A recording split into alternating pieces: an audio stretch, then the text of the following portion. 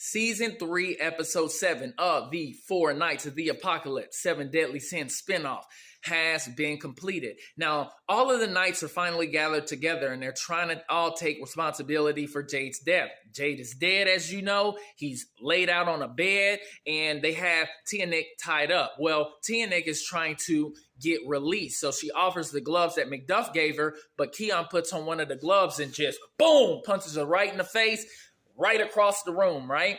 So then they all decide to use Tia Nick to open a door to Camelot. She agrees, but as soon as, the brand that she has on her back, which opens the door, lights up, she dies. Bugs come out of her mouth. Why? Because King Arthur released a reflective spell that basically is put on every single knight just in case they become treasonous. Now, mind you, in Camelot, we got King Arthur, Guinevere, and Ironside having a conversation about losing Macduff and Tia Nick. And Guinevere keeps telling King Arthur, hey, stop resisting fate.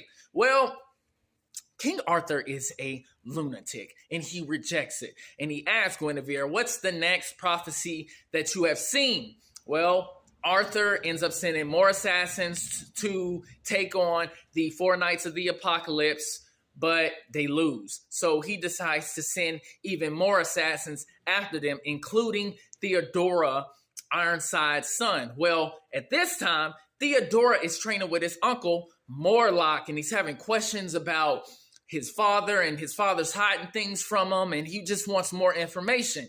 And then Ironside ends up contacting Morlock to deploy to go after the Four Knights of the Apocalypse. Well, they finally lay Jade to rest, and Lady Io shows up and tells him, hey, come with me to the demon realm. Well, she also recognizes Percival, and come to find out, she helped raise Percival when he was little.